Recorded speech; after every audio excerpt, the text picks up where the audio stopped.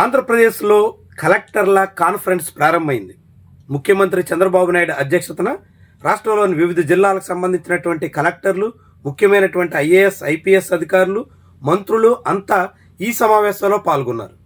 కానీ ఆసక్తికర విషయం ఏంటంటే ఉప ముఖ్యమంత్రి పవన్ కళ్యాణ్ మాత్రం తొలి రోజు దర్శనం ఇవ్వలేదు. ఏమైంది అసలు? ఉప ముఖ్యమంత్రికి రాష్ట్రంలో ఇంత కీలకమైనటువంటి అధికార యంత్రాంగంతో నిర్వహిస్తున్నటువంటి సమావేశం కన్నా ముఖ్యమైనటువంటి మీటింగ్స్ ఇంకేముంటాయి? ఈ భేటీకి ఆయన డుమ్మా కొడితే ఇక ఆయన ఎంత సీరియస్గా తన శాఖాపరమైనటువంటి వ్యవహారాల్లో సాగుతున్నట్టు ఇలాంటి ప్రశ్నలు కూడా ఉదయించే అవకాశం ఉంటుంది. ఇటీవల ఆంధ్రప్రదేశ్ అసెంబ్లీ 3 వారాల పాటు సమావేశమైంది. ఈ అసెంబ్లీ సమావేశాల్లో మొత్తంగా 3 వారాల పాటు పైగా సాగినటువంటి సమావేశాలకు గాను పవన్ కళ్యాణ్ 3 రోజులు మాత్రమే హాజరయ్యారు. ఆ 3 రోజులు కూడా ప్రశ్నోత్తరాల సమయంలో ఒక్క ప్రశ్నకు కూడా ఆయన సమాధానం ఇచ్చిన దాఖలాలు లేవు. ఆయన బదులు నాదెండ్ల మనోహర్ లాంటి వాళ్ళు సమాధానం చెప్పుకోవాల్సిన పరిస్థితి వచ్చింది. అంటే ఉప ముఖ్యమంత్రిగా 5 శాఖలకు కీలకమైన మంత్రిగా బాధ్యతలు నిర్వహిస్తున్న పవన్ కళ్యాణ్ తన శాఖకు సంబంధించినటువంటి అంశాల మీద సమాధానం చెప్పడానికి కూడా సిద్ధం కాలేకపోతున్నారు. ఇక సమాధానం చెప్పట్లేదు, పోనీ క్యాబినెట్ భేటీలకైనా ఆయన టెన్షన్గా హాజరవుతున్నారా అంటే ఇప్పటికే పలుమార్లు క్యాబినెట్ సమావేశాలు కూడా డుమ్మా కొట్టేశారు. ఇప్పుడు కలెక్టర్ల కాన్ఫరెన్స్లో కూడా ఆయన కనిపించట్లేదు. అసలు ఏమవుతుంది? ఇలా ఉప ముఖ్యమంత్రి అత్యంత కీలకమైనటువంటి సమావేశాలు కూడా హాజరు కాకపోతే ఎంత బాధ్యతగా సాగుతున్నట్టు?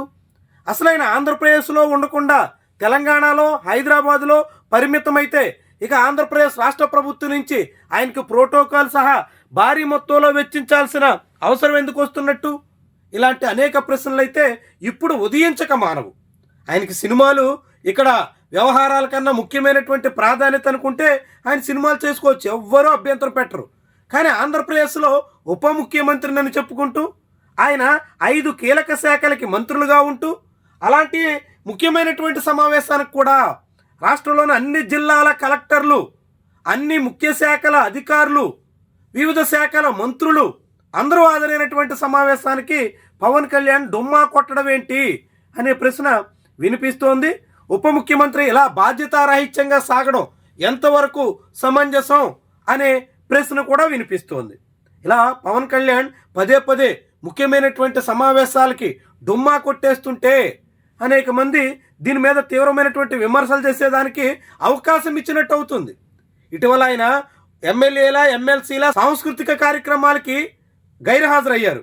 అది ఆట విడుపు కార్యక్రమం, అక్కడ హాజరు కాకపోయినా అంత అవసరం కూడా లేదు కాబట్టి పెద్దగా ఎవరు వేలెత్తి చూపే అవకాశం ఉండదు. కానీ ఇలాంటి ఒక ముఖ్యమైనటువంటి సమావేశానికి రాష్ట్ర సిఎస్ నేతృత్వంలో ముఖ్యమంత్రి స్వయంగా హాజరై సమీక్షిస్తుంటే పవన్ కళ్యాణ్ ముఖం చాటేస్తే ఇక ఆయన ఎంత సీరియస్గా సాగుతున్నట్టు, ఎంత బాధ్యతగా ఉంటున్నట్టు, తన శాఖకు సంబంధించినటువంటి వ్యవహారాలు అయినప్పటికీ కూడా వాటి మీద ఆయన ఎంత దృష్టి పెడుతున్నట్టు, ఇలాంటి అనేక ప్రశ్నలు వినిపించే ప్రమాదం అయితే ఉంటుంది.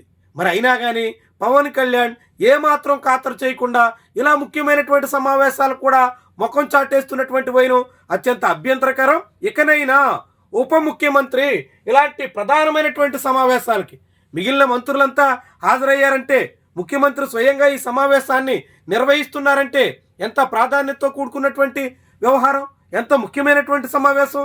ఇలాంటి సమావేశాల్లో కూడా కీలక నిర్ణయాలు తీసుకునేటువంటి భేటీలో కూడా ఆయన కనిపించకుండా పోతే అది ప్రజల్లో ఎలాంటి సంకేతాలు ఇస్తుంది?